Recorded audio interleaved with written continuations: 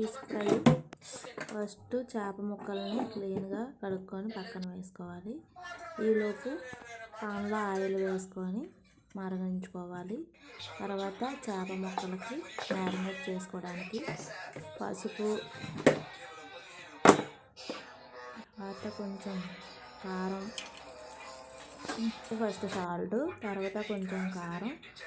చేపల ఫ్రై కాబట్టి కొంచెం కారం ఎక్కువగానే పడుతుంది.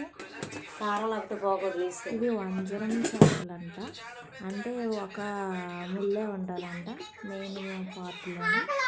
ఆ తర్వాత కొంచెం పేస్ట్ అవన్నీ బాగా కలిపేటట్టు మిక్స్ చేసుకోవాలి.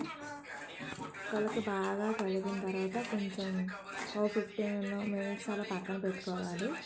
కానీ పిల్లలు బాగా ఆకలిస్తుంది అనేసరికి మా పిన్ని ఫ్రైకి వెంటనే ఫాస్ట్గా మిక్స్ చేసుకున్నారు. బాగా ముక్కలకు దట్టించుకొని కొంచెం వేసి నిమ్మకాయ నీళ్ళు కూడా వేసుకోవాలి, కానీ మేము వేసుకోలేదు, మర్చిపోయాము. సో ఇది బాగా మిక్స్ చేసుకోవాలి ఐటమ్స్ అన్నీ. అందులో కొంచెం గరం మసాలా కూడా వేసుకోవచ్చు, కాకపోతే స్పైసీనెస్ ఎక్కువ అయిపోద్ది, పిల్లలు తినలేరని ఓన్లీ నార్మల్గా సింపుల్గా చేసేస్తున్నాను. బాగా మిక్స్ చేసుకోవాలి, బాగా ముక్కలకు పట్టేటట్టు మిక్స్ చేసుకోవాలి.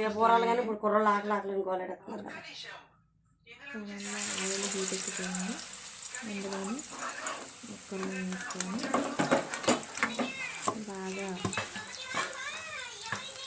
వేగనివ్వాలి. ఇవన్నీ సమంగా వేసుకోవాలి.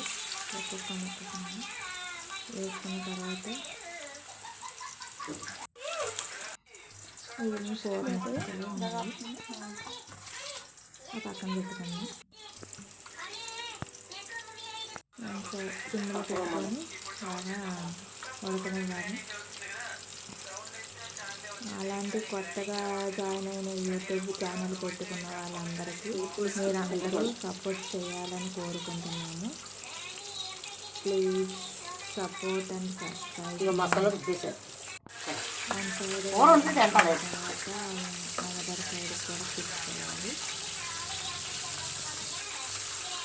ఒక ముక్క తర్వాత ఇంకో ముక్క అంటుకోకుండా తీసుకోవాలి. ఒక్కొక్కటి బాగా తిప్పుకొని బాగా ఫ్రై చేసుకోవాలి. ఫిష్కి మనం ఎంత ఎక్కువగా మ్యారినేట్ చేసుకుంటే అంత టేస్ట్ ఉంటుంది అన్నమాట. ఎంత బాగా వేపుకుంటే అంత టేస్ట్. లాస్ట్లో అంతే కొంచెం స్మెల్ ఎక్కువ వస్తుంది. మనం బాగా వేసుకున్న తర్వాత మాత్రమే సర్వ్ చేసుకోవాలి. బాగా ఉడికింది లేదా ఒకసారి మళ్ళీ తెచ్చేసి మళ్ళీ తిప్పుకోవాలి. తిప్పుకున్న తర్వాత నేను కొంచెం కొత్తిమీరను కూడా కట్ చేసి పక్కన పెట్టుకున్నాను. దగ్గరికి వెళ్ళిపోయింది. కొంచెం కొత్తిమీరను చల్లుకోవాలి. చల్లుకున్న తర్వాత అంటే ఆ కొత్తిమీర స్మెల్ వల్ల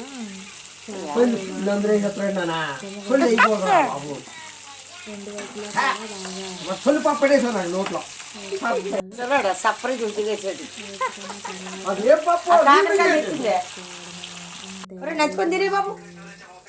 రైస్లోకి బాగుంటుంది, నార్మల్గా తినడానికి కూడా బాగుంటుంది. Thank you.